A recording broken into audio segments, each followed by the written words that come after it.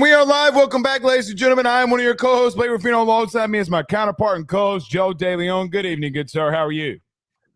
Blake, I'm doing great. I am fired up for Rivalry weekend.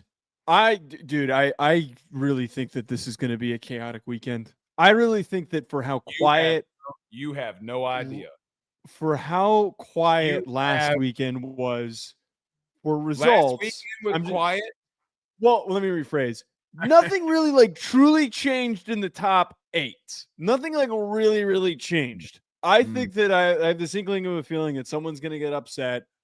Someone's going to get knocked out of the playoff. Someone's going to push themselves in the play. Something's going to happen. It's just going to happen. You know what Rivalry Week reminds me of, and why I say this every year, but just to remind everybody, I love that Rivalry Week falls on Thanksgiving, because you and I both know that on Thursday you're going to go and be around with all of your family, and there's somebody in your family that, quite honestly, you just don't like. Let's just be honest, and you don't like them, but because they're family, you got to tolerate it. And when you branch out, you start getting married, your brother, your aunts, your uncles, they all come in. Maybe they married outside the fandom family, and you got Ole Miss fans, or you got Penn State fans, or you got Ohio State fans, and they're all talking shit. You don't like them. Neither do I. And that's why I love that Rivalry Weekend is always on Thanksgiving weekend. Throw every statistic out of the window. Every single one of them, throw them out. Because this week is nothing but pure hatred. But, Joe, here is the real truth, and probably the biggest thing that we will get to all week. What do you put on your Thanksgiving plate? All of it. Okay. Is there I'm not getting specific. I literally will. There's not anything that I won't eat. Well, I am going to break my diet this year. My plate's going to be bent in half. Is this your way of, after you've been well behaved for so long, you're going to just... You kind of have to. Thanksgiving, you have to. I always say from Thanksgiving to New Year's, go be free, eat like crap, and then January 1st, I won't get back on track. I won't do that. I'm not doing that. But for one day, cornbread dressing with gravy, turkey with gravy, rice and gravy. You probably don't understand this. If it's cold enough and someone makes a good gumbo, we'll get some of that too. We don't do gumbo, obviously. Macaroni and cheese is going to be on the plate. When I say this, don't judge. I need you to look up this dish. You're welcome. Pineapple and cheese. It's a Ritz cracker with pineapples and cheese. And I am telling you, listen to me. Okay, you say that. I am going to get you some, and you're going to be like, brother. What kind of cheese? Shredded. Hard pass. Okay. Hard pass. Okay. You say that. It's slapping. What else? I'm not really a mashed potatoes guy. You know what I mean? Really? I'm not really a mashed potatoes or cranberry guy. Y'all can eat cranberry's fine. Cranberry's fine. I'm not gonna. The thing that cranberry sauce is good for is if you put it in a sandwich. The next day. Yeah. There's a deli near my hometown that's rated one of the best in the state, and they do a sandwich that's all Thanksgiving, just turkey and cranberry, stuffing, and then they throw cranberry on there. Yeah, that's where it works. The jalapeno cornbread is also another underrated one. If we're getting really specific with the cornbread, I'm a big fan of that. Mac and cheese is the obvious. I'm only cornbread when it's good Southern chili or gumbo. Give me dinner rolls. I'm going to have 62 of them. And by the way, every dessert this year is getting destroyed. Oh, are you a pumpkin pie guy? I don't eat pumpkin pie. What? I don't eat pumpkin pie. I eat sweet potato pie. A girl asked me one time, never mind, I ain't gonna say Yeah, it. No, let's not start the show. But just go ahead and understand, if you ever listen to Bernie Mac, girl, I ain't never eaten no pumpkin pie. I will say this: Oh my God! Y'all got to look up the Bernie Mac skit. God bless. I know the skit that you're talking about. I ain't ever eaten a pumpkin pie. Your point about rivalry weekend and having to deal with family members, I have somehow managed to be in this very unique circumstance of I have to fight the battle that you and I have been fighting for the past couple of weeks of the ACC and UVA do not belong in the college football playoff because I have 3 family members that went to UVA. Oh God! Good. They've always kept up with the football team, so I've talked to them about it. But now I'm sure that I'm going to have to deal with this when I tell them that I don't think that they belong in the college football playoff. It is going to be a long. No. If Michigan wins this weekend, I would put Michigan in over the ACC champ. Well, we obviously can't do that, but I agree. No. I can. Fair. I can you do don't anything. The playoff, though. Which goes to the first question I have before we get rolling here. Did you see that ESPN has extended this playoff expansion talk until January the 23rd? Because of course they did. No, I missed that. They announced that they're. They announced that they have pushed back the decision date from December the 1st to January the 23rd to expand the playoff because they couldn't come to a decision. And I think that a part of this that's underrated for the specific date there, you're going to have the viewership numbers for the college football playoff this year by the time that final meeting happens and they come to a conclusion. So if the numbers are good and they're improved from last year, there absolutely is going to be a decision on expansion. We cannot expand this playoff. We can't. No. There's not 6 teams that can win it right now. No. Joe, quite frankly, there's not 4, in my humble opinion. Maybe there's 4. Maybe. But, I mean, with all due respect to let's look at teams 6 through, let's just say 12. G5 out, ACC out. With all due respect, Notre Dame out. Alabama right now out. I think it might be Ohio State, Indiana, Georgia, A&M. Those are the only teams that I think right now that can actually win it. So 5 teams. No, it's 4. Wait. Ohio State, Indiana, Texas A&M, Georgia are the only teams that I think that can win this thing. I mean, look. I would argue, I would argue slightly more in favor for Oregon. No. I wasn't going to say anything about Notre Dame. Oregon can't win it. I think that Oregon showed that they have a more legitimate shot than we previously gave them. It depends on their path. Oregon can't win it. I'm sorry, they can't win it. All right. I tried to defend them. It's a very light defensive effort, kind of USC's run last week, but I'm kind of trying to save my energy for what I know is probably going to be a very long week of yelling with you. Fair. Very fair. All right. Let's get rolling here. Everyone do us a favor by hitting the like and share. Share to all those groups if you're on Facebook and to all those social media pages. You're watching us, listening to us on YouTube. Like, subscribe, notification bell, wherever you listen to podcasts, rate, review, and subscribe. You know what Joe and I are the most thankful for this year is our good friends over at FanDuel. Download the FD Sportsbook app today. Use your mobile device to download the app. You know you want to show all of your aunts, uncles, and cousins all the games that you're betting on this week. Well, there's a reason why FD and why FanDuel is the number one sports book in all of America. It's because they are the best. They have the best timing on everything. They have the best placement. They have the best live in-game betting situations, and they let you do the preferences. Joe and I are thankful to be powered and partnered by our good friends over at FanDuel. Download that app today. All right, Joe, let's get moving here.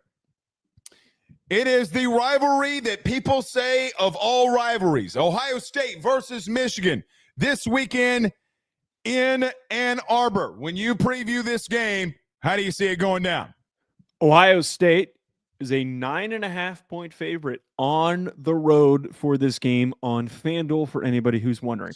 Blake, there's 2 things that I'm monitoring here and I think are important for opening this conversation. Ohio State, there is not a lot of clarity on what the health situation is for their 2 most important receivers, their 2 most important offensive weapons. Carnell Tate's been out for some time. Jeremiah Smith's been out briefly. There was a video of Jeremiah Smith on the sideline interacting with fans or something, I believe, and he was walking really gingerly. Looked really, really hobbled the way that he was walking, but the guy is a super athlete. I'm sure that he recovers at a ridiculous rate. You have that happening with Ohio State. You have Michigan, who was really sputtering offensively since they lost Justice Haynes, having a massive offensive performance against Maryland this weekend where they won 45-20. They did something similar last year where they won 50-6 against Northwestern before they beat Ohio State. Not using any of this stuff as evidence for Michigan winning this game. I'm merely pointing out those were the first two talking points, the first two narratives that popped in my head when I was doing research. What happens with the passing attack? Does Michigan have momentum that they did not have previously? And are they catching it at the right time? So, listen, for me, I said in the beginning of the show that I want you to throw everything out. Because it seems to me that every time that we preview this game, and me and you come in here, and we pick Ohio State to win, they don't. I'm throwing everything out. Now, I'm going to give my thoughts about what I think Ohio State's got to do. I mean, look, I think this is the second best team that they've played all year, which is a little bit crazy in a lot of regards. The number one thing this week, when we talk about the whole hatred, everything that transpired last year, Ohio State, let's call it what it is. You lost this game last year, and it propelled you into a national title. You were wanting to fire your head coach a year ago, literally a year ago to date. You were wanting, when this game is kicked off, you were wanting to fire your head coach because he lost. Michigan planting their flag in the middle of your field, and there was absolutely nothing that you could do about it. Nothing. With a team who, quite honestly, yes, maybe defensively was a little bit better, but a team that is better now. Look, you can say whatever you want about Bryce Underwood and them offensively. Joe, just want to throw this out there to you. When I look at Michigan, I look at them this year, they're 38th in the country in total offense. If I would have come in here and I would have told you in the beginning of the season, Joe, the team that could not do anything, that was anemic as hell offensively in Michigan, would be 38th in the country, top 40 in the country going into that game versus Ohio State, you'd be like, oh my God, Bryce Underwood and this team's rolling. What changes now? What changes now? This is going to be a street fight galore, an absolute punch you in the mouth, blood flying everywhere, shades of Frazier Ali in the jungle. It's going to be a bloodbath because I see two teams that hate one another. Now, Matt Patricia, there's one key to this game that you got to do. Get your happy ass and send that pressure after Bryce Underwood. Bottom line. And if their receivers can beat your DBs, by all means, let them do it.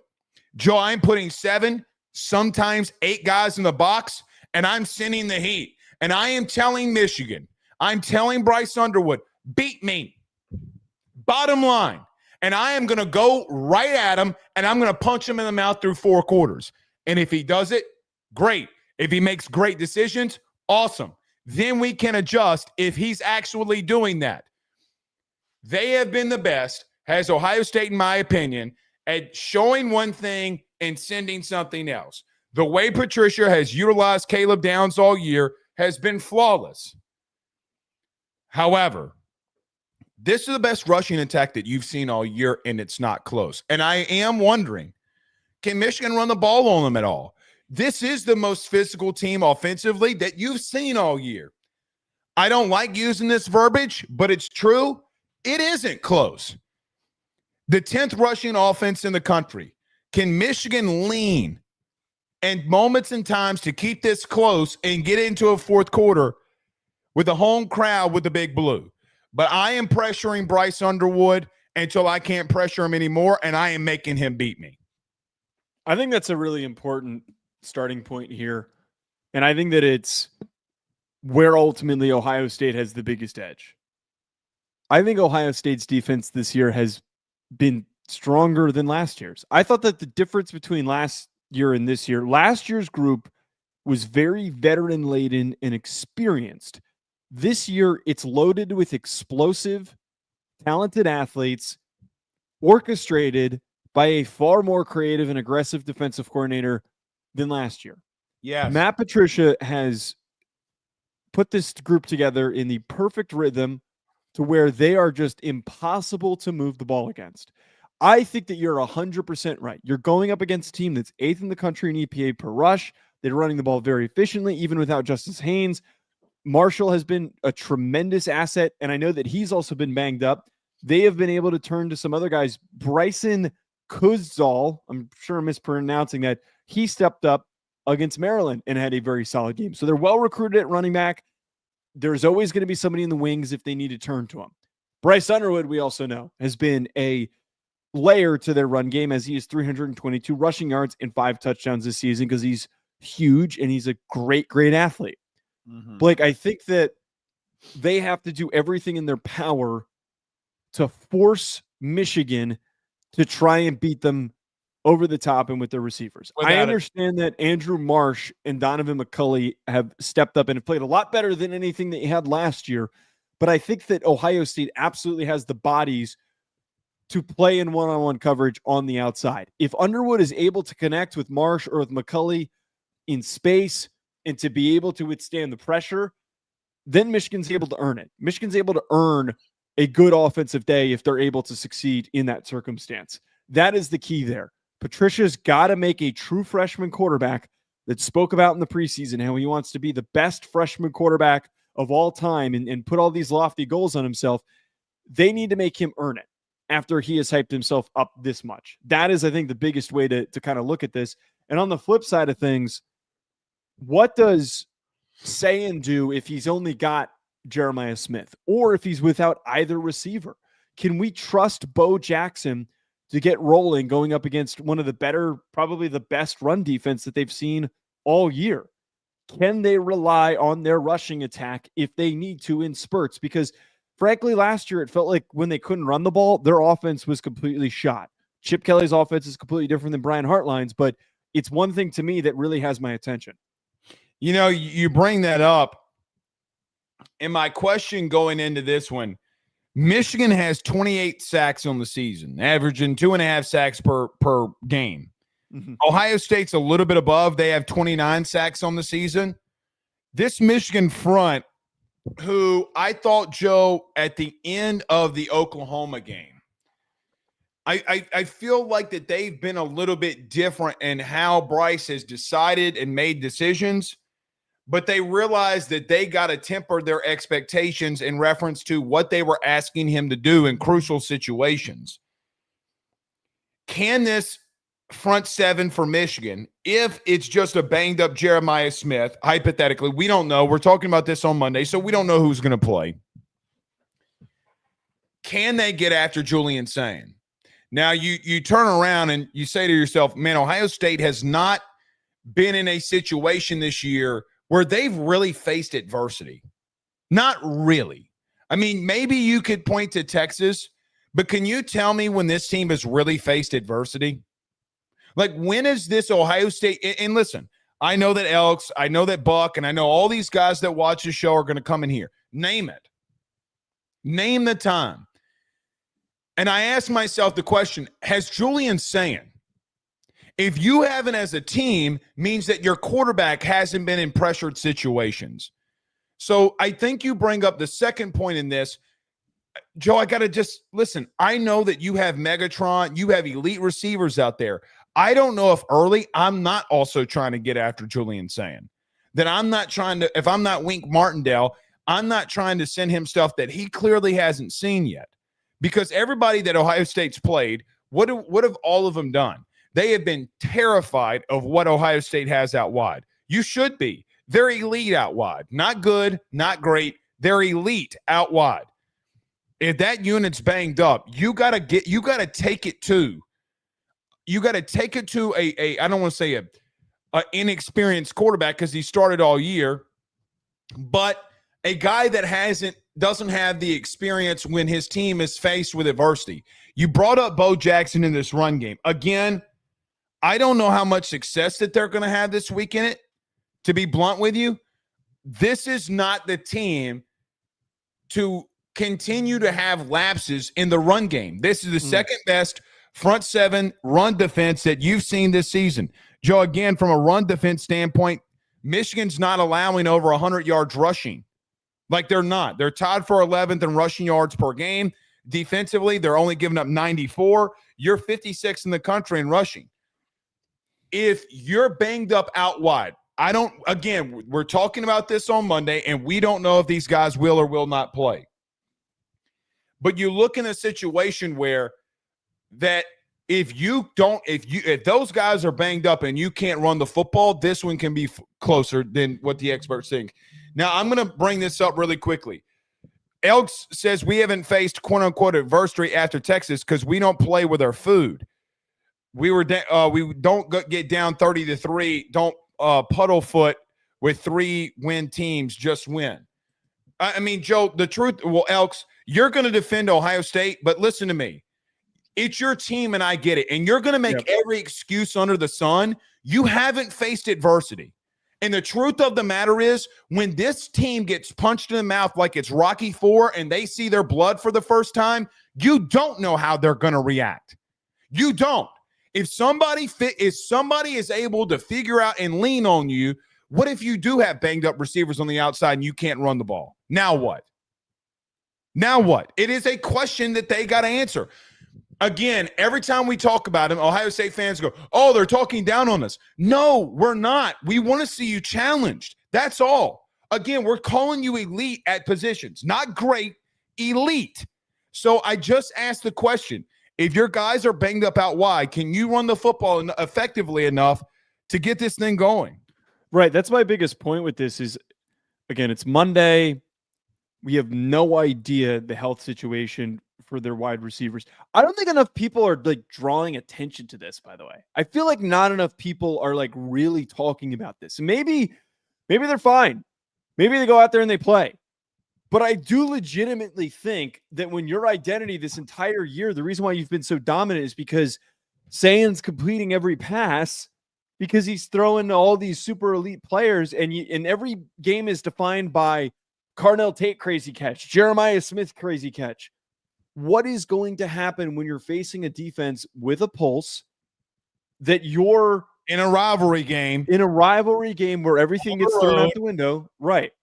I need to see what happens here. And I think that there's truth to the wanting to see how Ohio State responds to adversity. This is going to be the realest opportunity for that to be accomplished. It absolutely is. I will say this, though. I think generally what helps Ohio State in this circumstance the most is something that we've talked about in the past. Ryan Day seems a lot more calm than he's ever been. Agreed. He seems like a completely different version of himself. Got the monkey off his back. Last year, every time we heard from him, he looked tense as shit. Insanely tense. And if you recall back, it really felt like you slowly started to see him getting more and more stressed leading up to the Michigan game, all for it to fall apart in front of his very eyes because he white-knuckled that game. And again, we talked about this last year. We had a very interesting conversation after they lost to Michigan. I think that the freeness that he has is going to help Ohio State in this circumstance. I think that there is, not that there's less on the line, there's less on his shoulders. Because he knows that he's taking this team to the top. He knows that nobody's going to be calling for his job if something goes theoretically completely wrong in this game and they do theoretically lose. That, I think, is the biggest part here for Ohio State. You know, I look at this too, by the way. You know, Michigan is 5th in the Big Ten on third down offensive conversion. They're 16th nationally. What has been missed about, Joe, this Michigan team too, brother, they're converting and getting a lot of first downs. Don't play their game. Now, Elks in the super chat said, well, we don't play with our food. You mean only being down 3 to a 3-win team in Penn State, 4-win team in Penn State? I mean, don't say you did play around with your food for a half. So don't act like that you didn't. I bring up, Joe, if Michigan's able to play their game, this will be a lot closer. However, I know Ohio State's banged up out wide. I know that they've had issues with beating Michigan and Ryan Day. But you just brought up a point here that quite honestly has not been talked about enough with Ryan Day. He does look like a lot more calm. He does look a lot more relaxed. And I think that's why they're going to get it done. I do. I think this time they'll get it done. Now, Ohio State, I will never pick for you on anything else ever again if you lose to Michigan again. Don't do this to me again. I keep picking you to beat them, and you won't. Don't play around with them. I do think that this game's going to be close. I am not picking like the spread at the current moment. Yeah, I'm 9.5. I think that everyone should take Michigan to cover. Not from premise of Michigan's going to shock Ohio State. This game is too nuts for that to happen. It's always a very nuts and intense football game. I'm going to take Ohio State to win here. I think Patricia's ability and their ability late in the game to get after Bryce Underwood when he's got to drop back to pass and getting to him is going to be the ultimate thing here. And he's going to probably make a wrong decision, and it's going to propel Ohio State to a win. Also, very random stray thought, just to throw in here. It's kind of funny how similar Ohio State and Michigan's defenses are in the regard that you've got two cast-off NFL defensive coordinators, and both teams' best players on defense are linebacker. No, they're linebackers that are hybrid pass rushers that play multiple positions. So you got Jayshon Barham for Michigan, who they've converted into a really high impactful pass rusher in specific situations. By the way, he's got the most violent hands in college football. Oh, I love watching him play, man. He hits people. And then Arvell Reese has turned into this insanely disruptive pass rusher despite being an off-ball linebacker. It's very, very interesting how these teams hate one another so much and they want to be as far away from one another as possible, yet they somehow have such unique similarities on defense. Yeah, look, man, here's the truth. Both of these teams have been how do I want to say this without it sounding horrible? You remember in the 2000s, 2000 and let's just say 2015-ish, like why those Alabama LSU games were so intense? Well, dude, they just had so many freaking dudes on defense that got drafted. Like I remember 2011, all 22 players on defense for both teams got drafted. I'm going to repeat what I just said. All 22 of them got drafted. That is ridiculous. These two teams have been probably overall the best defensive teams the last 5 years, not named Georgia. Yeah, I agree with that. I completely agree with that. What they do and how violent they are when they do it. Look, I'm not picking the spread on this one. Give me Ohio State to win. I just think that I don't like Bryce Underwood having to probably throw to win it in certain situations. But if Ohio State can't run the ball here, it might be a long day for them too. Yeah, and we'll see what ends up fully transpiring here. But I think that we're both on the same page that we're going to see an Ohio State victory finally for the first time at Breakthrough. It's going to be interesting. Texas versus Texas A&M. The Longhorns need a win to stay alive if they have any chance of getting themselves into the playoffs. A&M is one game away for the first time going to the SEC championship game and having an undefeated regular SEC season. Joe, when you preview Texas versus Texas A&M, how do you see it playing out? Blake, I think, by the way, A&M is a 2.5-point favorite on FanDuel for anyone who wants to bet on this game. Blake, I'm very intrigued by, and there's a lot of this happening this weekend, by the way, a lot of firsts in terms of difficult matchups for some of these teams. This is arguably the best defense that Texas A&M has faced this entire year. We're looking at a Texas defense that is 37 team sacks. Their secondary has been inconsistent, which we're going to talk about as a key factor here, but their run defense is tremendous. Are we going to see A&M power through against this really, really stout front seven that Texas brings to the table. Because the last time that they faced a really good front seven, when they played Missouri, they blasted through them.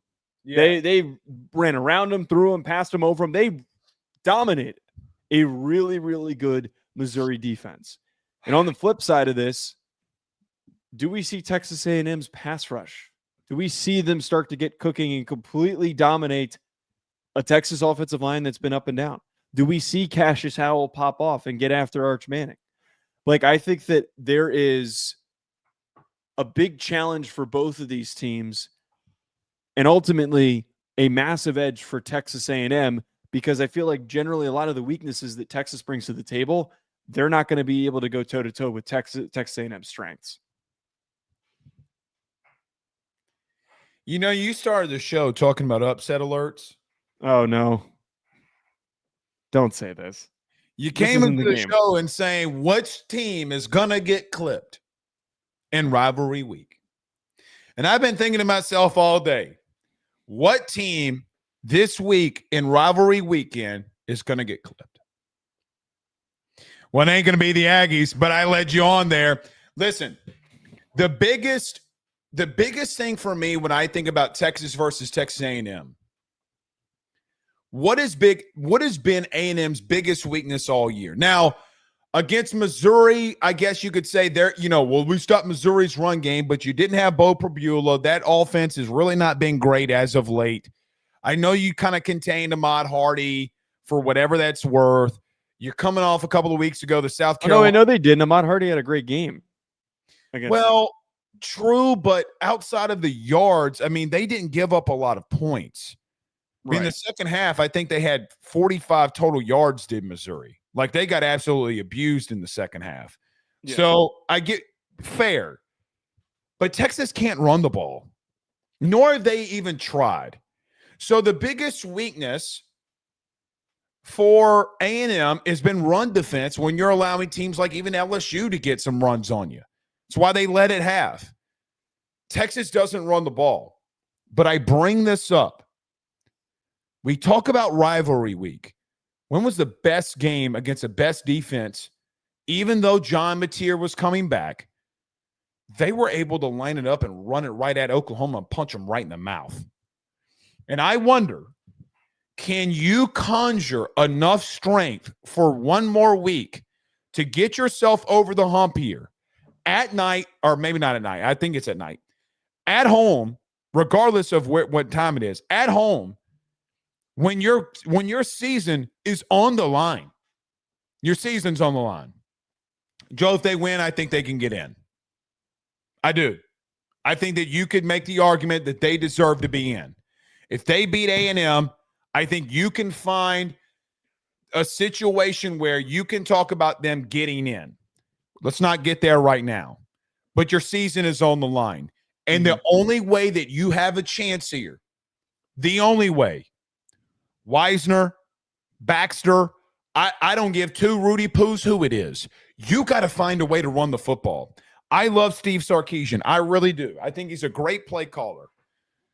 But, Joe, every time that they've gotten into big games, whether it be Georgia, whether it be Florida, regardless of the teams that you've lost to in the last couple of years, Ohio State, what have you all had in common in those losses? You just couldn't run the ball. By the way, you've played Georgia 3 times. You don't have over 100 rushing yards in 3 games combined. You want to know why you beat Oklahoma? Because, yes, you can say the John Mateer stuff all you want. It wasn't like Texas was lighting it up offensively, but they lined it up and ran it right at you and punched you in the mouth. Bottom line here for me, Joe, is this. If they have any chance of slowing down Marcel Reed, Concepcion, and Craver, you got to keep them on the sidelines. And then you got to force them to make mistakes. You got to play keep away. If Texas cannot run the ball moderately effectively, if you're not over 4 yards or at 4 yards to carry, you're losing. If you don't have, I'm going to be conservative on this. If you don't have 17 rushing attempts by your backs, you're going to lose. You got to win the time of possession, and you got to run the football. And here's another truth. Everybody has pointed the finger at Arch Manning all year because he's Arch Manning. Well, you didn't say stuff about Marcel Reed when he had struggles because they were able to line up and run the football. Texas has got to try to find a way to take on the weakness of A&M and hit it right at its nose. Go right after it if you can. It's the only way I see this one playing out and them getting a win, barring Marcel Reed doesn't continue to turn the ball over. I agree with your point that you made earlier that if Texas wins this game, they will have a legitimate argument to be made to get into the college football playoff. I don't think enough people realize that there is a strong case for that to happen because they would have one of the best wins on the season. They would need to be respected. The problem is, though, Blake, I don't think it comes to fruition. I do not think that Texas is equipped to beat Texas A&M one bit. You have, as we're talking about here, you have a non-existent run game, 93rd in the country in EPA per rush, going up against a really inconsistent run defense that gives a lot of big plays up to their opponents. And they're 110th, by the way, in just total rush yards per game. Yeah. 75th in EPA per rush allowed for this Texas A&M defense. We've seen it multiple times. When they faced off against good running backs, they've given up big splash plays. It is their one Achilles heel with so many other strengths on this team. Texas doesn't have. They don't have the run game. And on top of this, you have this weird stubbornness, despite having Steve Sarkisian saying in the past that he feels it's important to have 1,000-yard rushers. Their leading rusher at the current moment is Trey Weiser, who's got 442 yards because they have avoided running the ball. They have abandoned running the ball so many times over. A lot of their issues with running the ball has a lot to do with the fact that their offensive line is quite mediocre. We have talked about this numerous times. This season, they've allowed 21 sacks, and I think we saw when they went up against a team with a defensive pulse and an aggressive defensive coordinator, they folded. Arch got completely bottled up, thrown into a locker because nobody protected or helped him. They got pushed around every single pass play and every single run play. So we've got a situation here where Cassius Howell and Dayon Hayes are about to eat. They're about to go after Arch in this game. Blake, I think that, as you said, the only way that Texas gets in this game and keeps it close is if they slow down time of possession, they run the rock, and they're able to pick up some big plays finally. But I don't see it happening. The last time that we thought that they had an advantage over a team in a specific area was when they were going into the Georgia game, and it looked they had an advantage going up against that non-existent pass rush. Lo and behold, that was a get-right moment for Georgia, and maybe this is a get-right moment a bit here for Texas A&M. You talked about Cassius Howell and them feasting. Better hope that they're full from Thanksgiving. Better hope they're slow. Better put some laxatives in their cornbread dressings. All I know. Listen, I think that A&M has not been given the benefit of the doubt in a lot of situations. You know, look, the thing about A&M playing the back half of the SEC, having to come back against South Carolina, I get all that, but they've never been here before. They've never been here before. And listen, if you're A&M and you're Mike Elko, this is more than going to the SEC championship. This is more than going to a situation, Joe, where you're ultimately for sure, and they already are, making a playoff. This is stamping yourself that you're a member of truly a member of the SEC. Because you go to the SEC championship game, you dignify yourself as one of the elite, I say elite teams, but one of the bigger bloods in the SEC. Everything is on the line for you this weekend, and you can go take the soul from Texas. Go take their soul, a team that, quite honestly, I know the score wasn't lopsided last year. Wasn't a high-scoring game, kind of a boring game last year. But, Joe, they ran the ball all over you. They took your soul. They snatched your soul like it was Mortal Kombat. Get over here. I mean, you got a chance to go and put yourself in a status that you've never been at before. Marcel Reed has got to stop turning the ball over. Bottom line. Now, A&M has had a lot of success. They're very physical up front. I think they're the best offensive line in the SEC. Maybe you can have the argument with Georgia. but I think they're the most physical unit on the line of scrimmage along the offensive line. Marcel's got to make better decisions. If he doesn't, this one will be close. But you got to come out hitting on all cylinders and just play your game. What's the status of Hill, the backer for Texas? I don't know. I guess we'll see that too. But, Joe, I got to be real with you. I'm leaning A&M heavy here. I like Texas. I do. Yeah. I think they got a lot of really good athletes, but their inability to run the football here, I think is gonna hurt them, because I don't think that they're going to be ultimately be able to keep up with Texas A&M. Yeah, I feel like that this game is going to play out very similarly to the Georgia one. I think that we'll see, because Texas they're not a bad team. They have a lot of really good athletes. Sark is still a great play caller. Arch is still a improving quarterback who can make a lot of big plays. There is, I think, a likelihood that this thing is close at halftime. I think that there's a likelihood that we see Colin Simmons make a big play. I think that there's a likelihood that we see, on the flip side of things, that we see Texas A&M make plenty of big plays through the run game, through the air, and it's a one-score game at halftime. And once the juice starts to really hit for A&M, and Texas has to start chasing by throwing the ball too much like they did in the Georgia game, that's when this game starts to get out of hand. We didn't really touch on this. The one weakness that has at times been hidden, and it showed up for the Georgia game and for the Mississippi State game, they have a great front seven, but their secondary is not good. Texas's secondary is not good. We literally talked about this last week. It's very susceptible to giving up big plays, especially to speedy receivers. And I think that this is just this is the big tipping point for this game. I do not think that they're going to be able to slow down Craver and Concepcion and Bethel Roman. I think that we're going to see them pop off. We're going to see all of those guys have big plays, and that is when the third quarter, when A&M starts to pull away. Brother, that was my second point here. I don't like that you and I are agreeing so much. I really don't like it.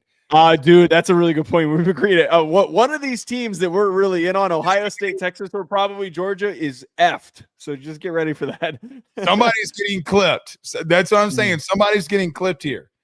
Joe, this secondary is 105th in the country in passing yards allowed. Oh, God. Brother, I don't mean to be rude. I don't mean to be rude. This ain't the one.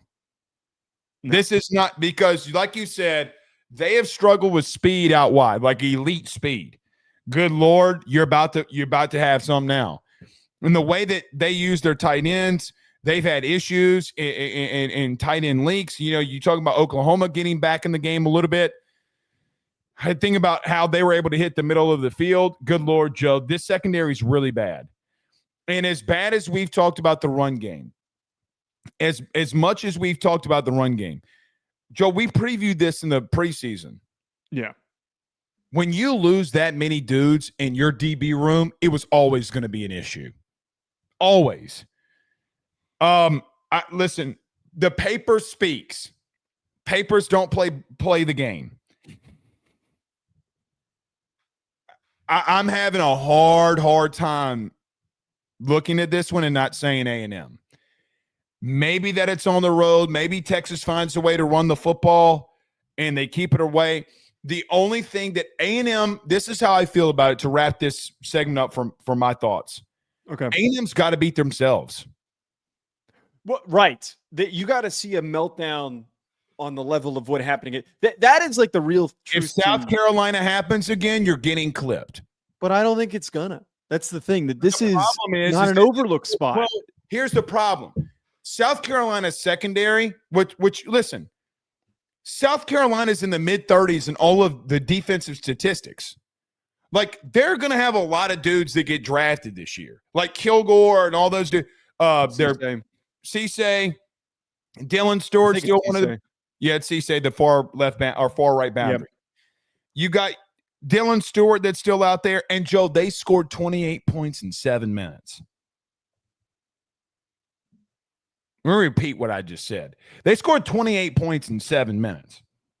So when they're on, they're on. But what happened?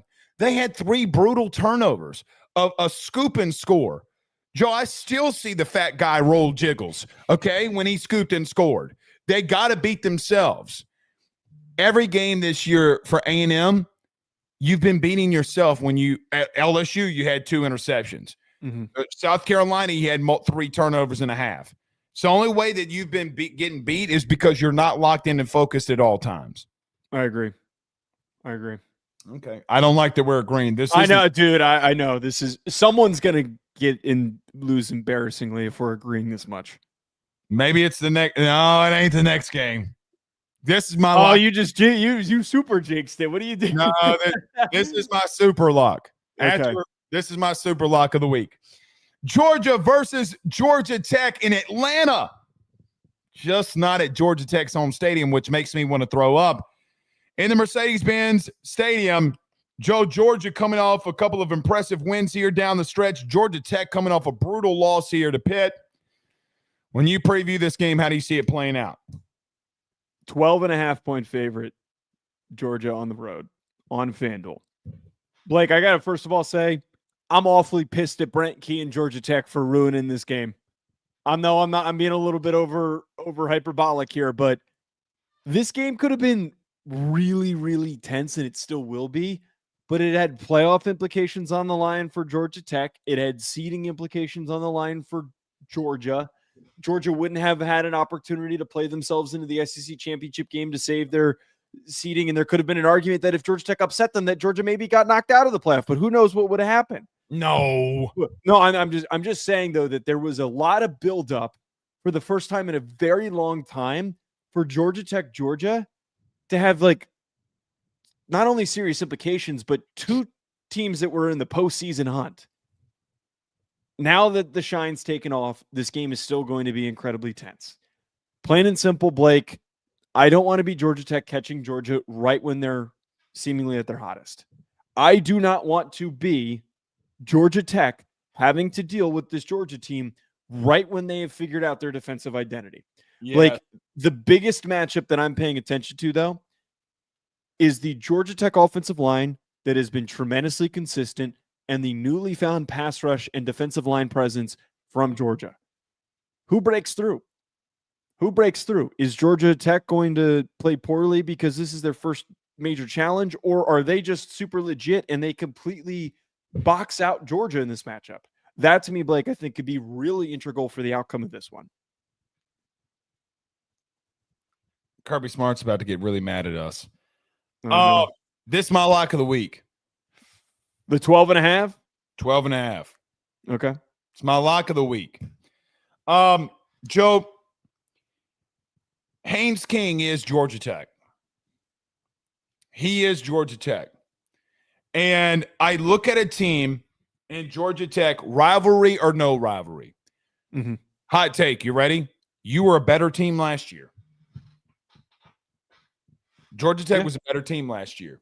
Yeah. Record doesn't indicate it, but you know deep down you were just an overall better team. Now, Haynes King, man, this kid's going to get drafted by somebody. I throw everything out because football people are football people, and somebody's going to give this dude a chance. I am on the Haynes King bandwagon. Unless Haynes King, his pads get ripped off his body and a Superman S emerges from his chest, they're going down. I see a Georgia unit, Joe, who couldn't get home at 4, and they finally like, you know what? Screw it. We gotta be different. And they adapted midseason. I've seen a team that nobody can run the ball on. No one has been able to run the ball on. And I see a quarterback who, quite honestly, is the most confident quarterback that I've seen all year to date. Mm. He always makes the right play, and he is tough as nails. Joe, this one's about to be a bloodbath. It's about to be a bloodbath because I think Georgia's on a roll. I think Georgia's found themselves. Nobody wants to talk about it. Oh, Georgia. They don't want to talk about it. This team's found themselves. Joe, you talked about Oregon finding a 3-headed monster at running back. Well, the SEC team found it too. And their name's Georgia. With Bowens, Frazier, throw in whoever you want, giving Dylan Bell the ball. Why hasn't the Mike Bobo talk about him being a bad coordinator been talked about this season, by the way? Oh, it's funny how that just kind of went by the wayside. This team's finding themselves, Joe. And I look at Georgia Tech, and I get it. I get all of it. You're 95th in the country in run defense. You're 103rd in the country in pass defense. You're 106th in the country in total defense. You're 66th in the country on third down. Oh, and by the way, you're 77th in the country in scoring defense. And this is the best team that you've played. I get last year. I get all of that. But listen, man, quite frankly, Carson Beck's not a better quarterback than Gunnar Stockton is. Give me the Dogs. I think that they're going to physically abuse this defense. This team is not good. I think they're going to ram it downhill. Kirby Smart's going to probably put a subpoena out on me, a protection order out on me. Don't listen to Ruffino and Joe this week. I think they're going to bludgeon the shit out of them. Here come the Bulldogs, and they're going to beat the absolute tar out of them. Because you know what? They're going to all lock in on Haynes King. And Joe, this defense can't make a play to save their life. I know Georgia's had their struggles starting off slow. Fine. I don't feel like I need to worry about that because I think they're going to ram it right down their throat, and there's nothing that Georgia Tech can do about it. Well, here's the one thing that you kind of just brought up. I think that it's been quite established that they really do need Haynes King to play his best ball game. And you know what? I think that Haynes King has proven that when they've needed him to step up, he has done it. The Pitt game was an aberration. It was one of the few times that he played poorly, and we broke that game down yesterday and how it was out of the ordinary so much that Georgia Tech almost didn't know how to respond. I think that they're going to have a lot more issues running the ball, and I think that last year's game was so close because that Georgia team had some deficiencies that I think that they've improved upon. Blake, here's the just plain and simple biggest part. Georgia Tech's defense last year was much stouter. It was much, much tougher. They really were able to challenge and slow down what at the time was a pretty non-existent Georgia rushing attack. They didn't have a run game. Difference is they do now. Georgia got beat with last year. Look, talk about Carson Beck, by the way, Joe. The reason he's turning the ball over so much and had 9 interceptions in 3 games, you couldn't run the ball. Yeah.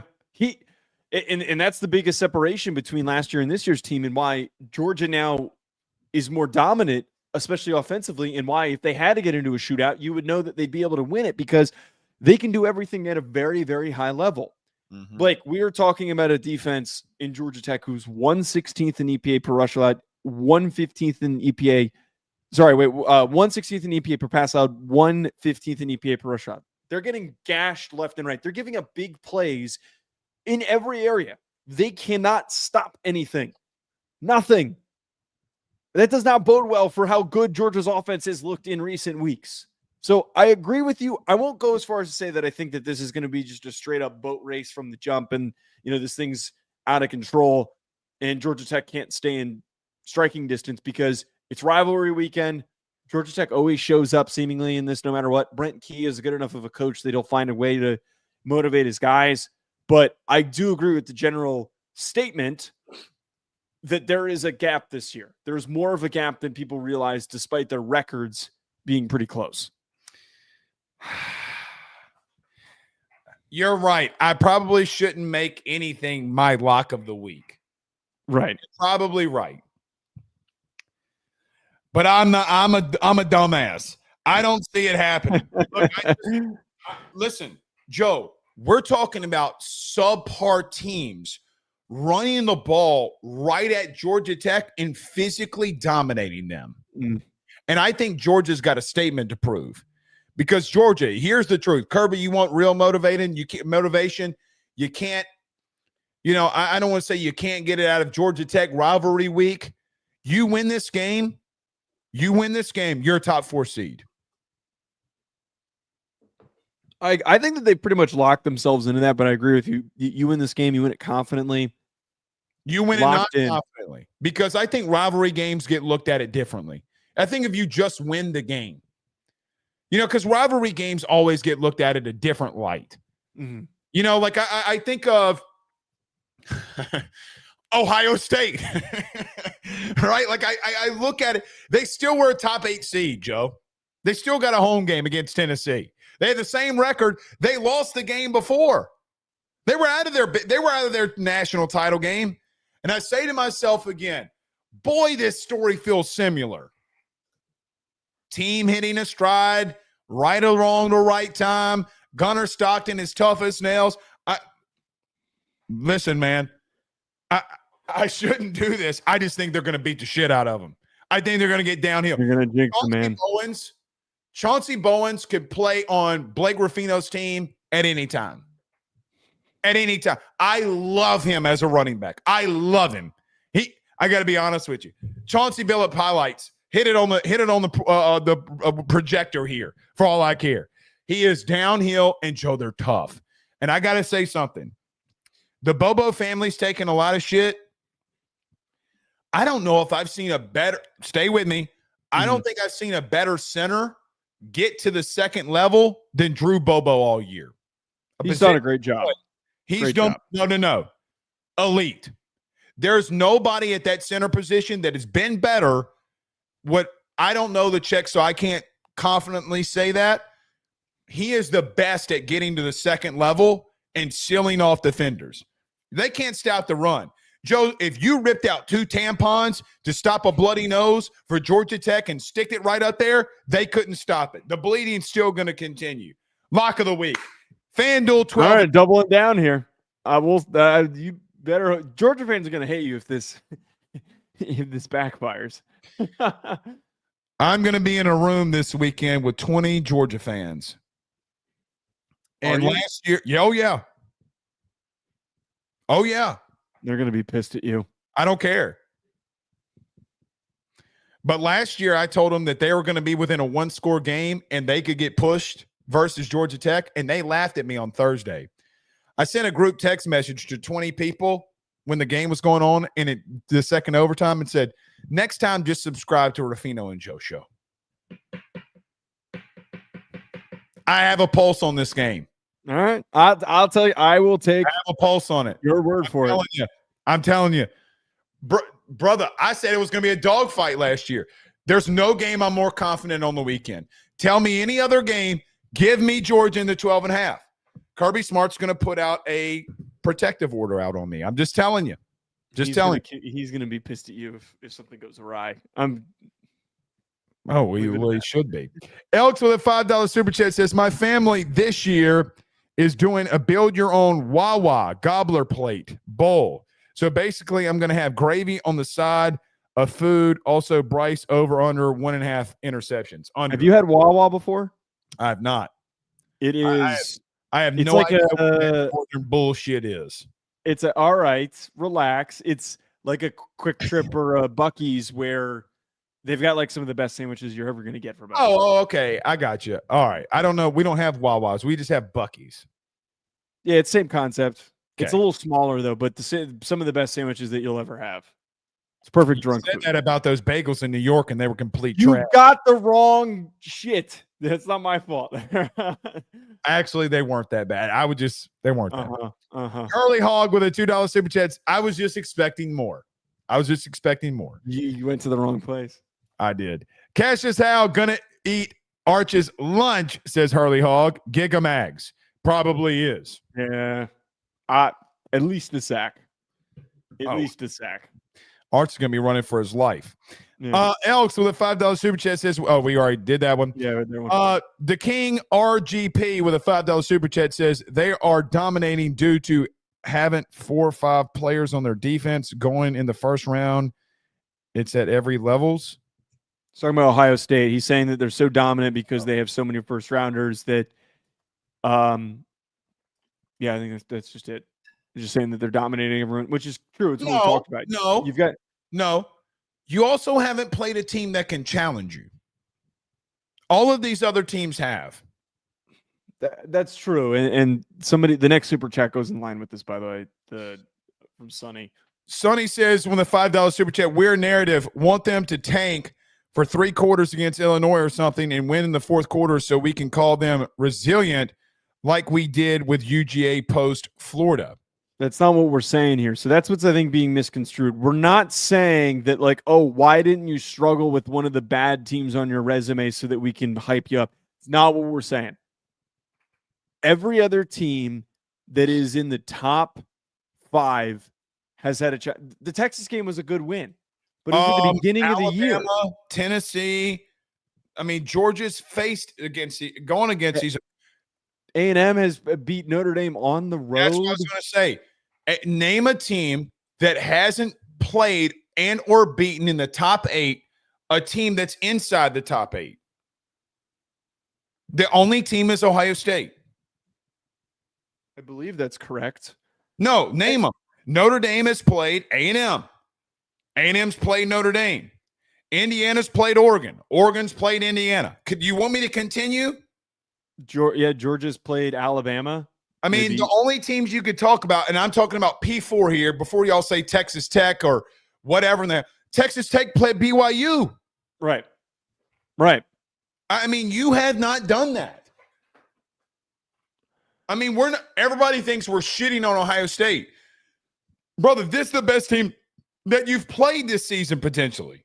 They have had the easiest schedule out of anybody, which, again, credit to how dominant they've played, but it's we have to be honest. We can't just ignore that. We can't just ignore that the best team that you played was Washington. Washington's a solid team. And to be honest with you, it was on the road. No, you faced off against a good opponent and you couldn't separate. I mean, when you needed to separate and they couldn't move the ball, you didn't. Yeah. Which I said they were losing that game, so what the hell do I know?